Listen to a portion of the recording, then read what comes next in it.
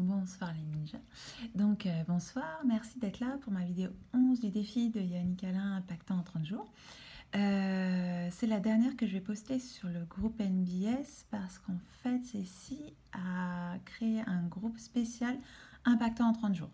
Donc les prochaines vidéos, je les posterai là-bas. En revanche, je crois que les personnes qui ne participent pas au défi n'ont pas accès à ce groupe. Et du coup, grande nouvelle que je vais partager avec vous et je suis très contente d'en être là aujourd'hui, je vais faire une chaîne YouTube. Comme ça, je vous enverrai les liens, je vous passerai juste le lien sur le groupe NBS et puis vous pourrez, si ça vous intéresse de suivre mes vidéos, vous pourrez aller voir directement sur ma chaîne YouTube. Voilà, j'avance. Wow. Donc voilà, je me suis dit que j'allais faire ça. Pour aujourd'hui, j'avais envie d'aborder quelque chose d'un peu plus général. En fait, je reviendrai sur les différentes parties du corps. On m'a demandé les mouvements du visage, tout ce qui était aussi l'ordre en fait d'interaction. Voilà, donc je vous ferai des capsules là-dessus. Aujourd'hui, en fait, j'avais envie de vous partager quelque chose de plus général parce qu'à un moment, il faut que j'aborde un peu les concepts, sinon vous allez finir par être perdu. Donc, on est donc ça s'appelle les hémisphères. En fait, on a dans le cerveau, on a deux hémisphères, ok? Un à droite, un à gauche, d'accord? Je schématise pour que vous compreniez. L'hémisphère droit envoie des informations ou traite les informations qui apparaissent sur le corps à gauche, ok? Ça se croise. Et l'hémisphère gauche, il traite et il envoie les informations, il s'occupe de tout ce qui est la partie à droite, d'accord? L'hémisphère gauche, qui se voit à droite, traite tout ce qui est de l'ordre de la réflexion du cognitif. Ok. L'hémisphère droit, donc qui traite tout ce qui est à gauche, renvoie des informations sur tout ce qui est du domaine affectif. Ok. Donc la cognition, l'affection, et ça se transforme donc la cognition, l'affection. Ok. Par extension, on va placer donc... non, d'abord, il faut que je vous explique la dimension du temps, en fait. On est programmé, donc ça appartient à notre culture, ok, ça dépend aussi des cultures. Nous, en tout cas, Européens, on est programmé dès nos premiers apprentissages, en fait, on apprend à écrire et à lire, donc de gauche à droite. Et notre cerveau, il a intégré le fait, depuis qu'on fonctionne comme ça, que donc le début de la phrase, il est à gauche. Donc là, c'est quelque chose que je connais. Et la fin de la phrase, elle se situe à droite. Et là, je vais vers quelque chose que je ne connais pas. Ok. Et du coup, vous allez pouvoir vous observer faire.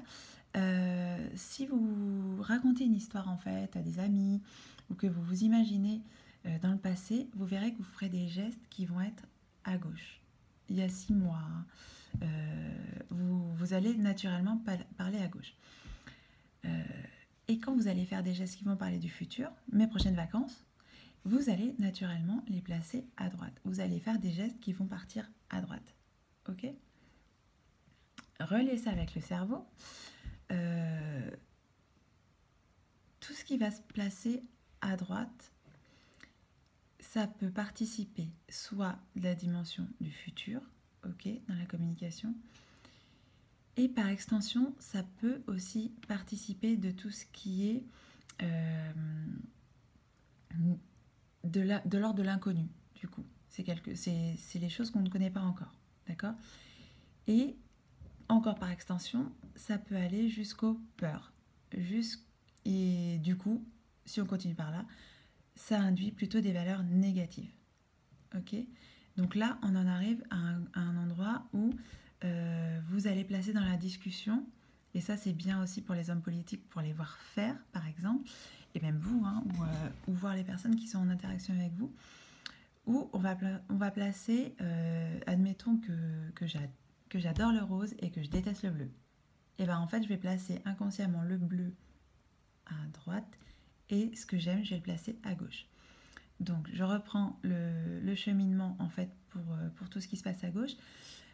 À gauche, ça participe c'est notre cerveau droit qui traite les informations qui vont être de l'ordre de l'affectif, qui les envoie dans le corps à gauche, ok. comme on a appris à écrire de gauche à droite, notre cerveau a engrammé le fait que ce qui commençait à gauche, on le connaissait. En fait, ça nous était familier. Et du coup, ce qui est familier, on va le considérer tout de suite plus proche de nous. Ce qu'on connaît, on va le considérer plus proche de nous. Le passé, on va considérer qu'il nous appartient plus facilement. Et du coup, on va lui assimiler plutôt des valeurs qui vont être positives. Ok? Vous comprenez comment ça fonctionne?